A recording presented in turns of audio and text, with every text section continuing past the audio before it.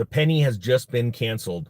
The last penny coin was just minted yesterday at the US Mint. And I want to talk about its implications, why it's happening, how you can make money from it, and where this can change your mindset about how money and finance works forever. So, first, if you don't mind, if I put a link down to my real estate channel down below, if you wouldn't mind clicking on that and hitting the subscribe button, I'd really appreciate it, because this next cycle, as the value of the dollar drops, you're going to see amazing things in real estate. I did predict the 50-year mortgage coming out. I said there would be either a 40 or 50-year mortgage in 2022, and just put a video out there where I talk about that. If you don't mind checking that out, I think it's going to change a lot of people's lives in 2026 as real estate completely crumbles around a lot of people. So this story's out of USA Today. It says the US Mint says it has stamped its last penny, a historic end for a humble coin.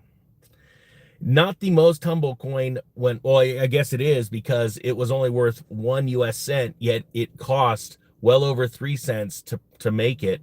It actually cost around 5.5 cents. It says here, in people visiting Benjamin Franklin's grave just across from the US Mint often drop pennies on a marble marking the final resting place of the founding father who wrote, "A penny saved is 2 pence clear." But soon visitors may have to pay a little bit more for their respects to Franklin, because the US Mint has stopped producing pennies, which is a historic shift. The last penny was stamped with the aid of Treasurer Brandon Breach at the Philadelphia US Mint during the event on Wednesday, November 12th, part of an effort to retire the coin that now costs more to produce than it's worth.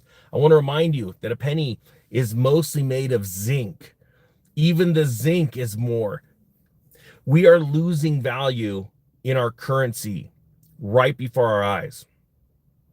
How do you make money from this? First off, you need to change your mindset and understand that the dollar is constantly losing value, because it can be printed into oblivion. That is why the price of a home continually over time goes up. Yet in that long chart, when you pull back 20, 30 years, there's these ripples, these waves, and a big wave down is coming to real estate.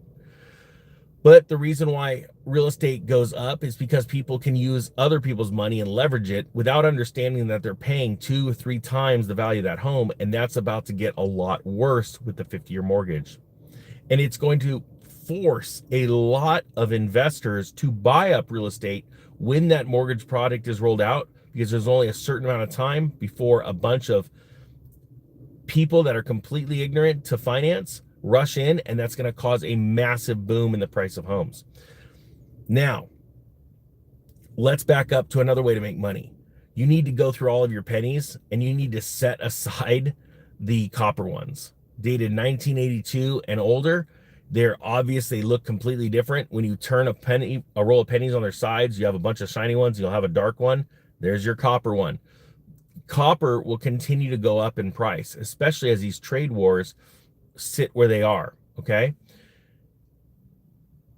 The price of a copper penny right now may not be a lot to you, but there's a day where you're going to be able to get out your jar of copper pennies, and you're going to be able to send them in to have them graded and put in slabs, and people will be buying them for collector's value on top of the metal value, like they do with slabbed and graded silver dimes, quarters, and half dollars, okay?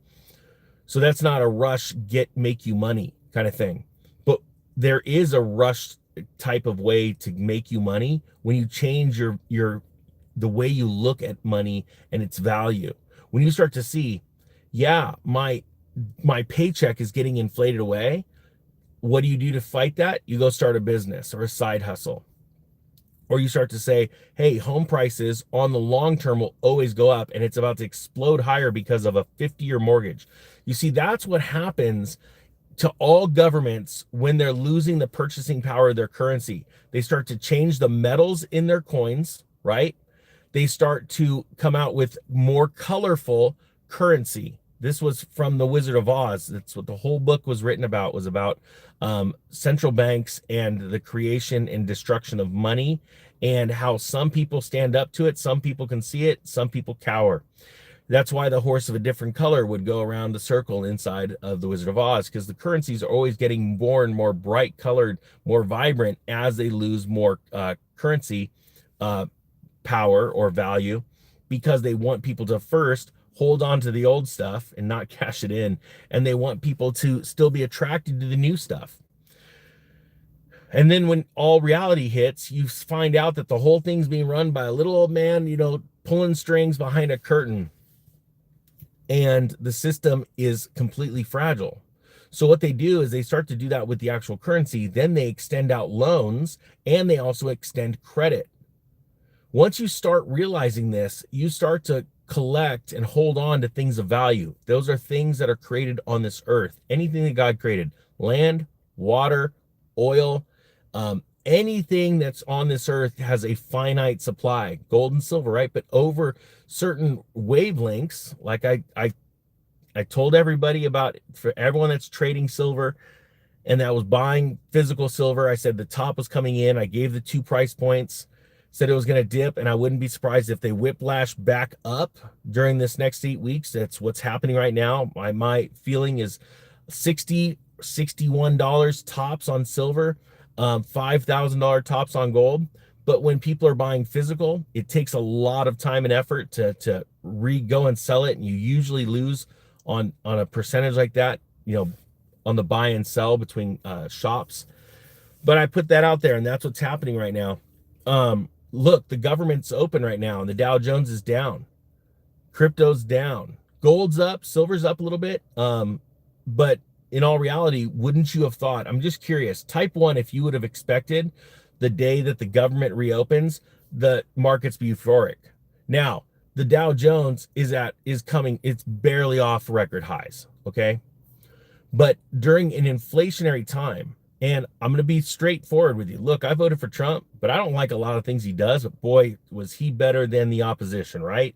Type yes or no if you agree with that.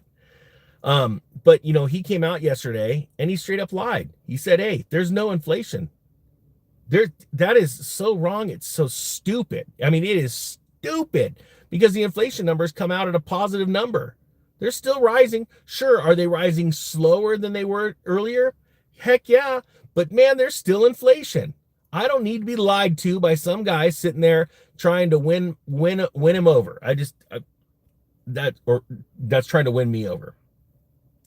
So when you see this, banks are in very serious trouble. There is proof, because the Federal Reserve is injecting money into the repo system, the repurchase system, which is essentially giving short-term loans to banks based on assets that they have, because they can't recapitalize themselves in the middle of the night, and they can't go get loans from other banks. Banks are not trusting other banks right now.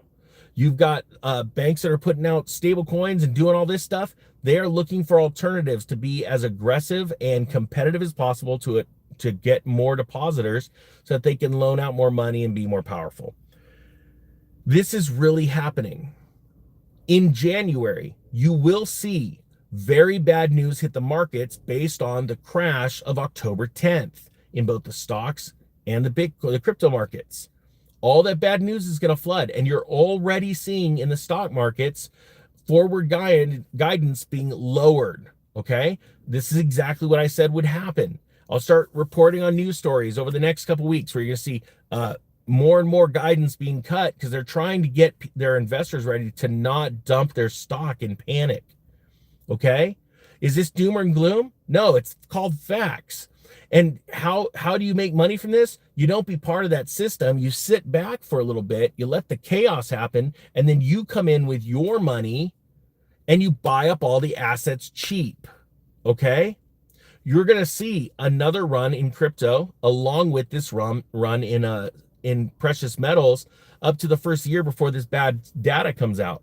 Take advantage of it, but you need to start selling going into this.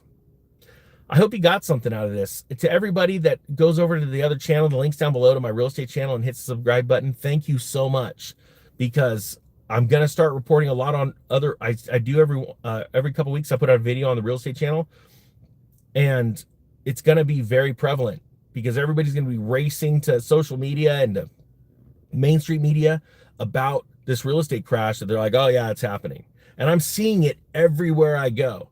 The only homes going contingent right now in every market I see are the ones that are doing like a 5 to 10% price drop. So I don't know if in your town, but I'm sure somebody from some small town that's got 10 houses are going to go, there's no phone in my town. 100%.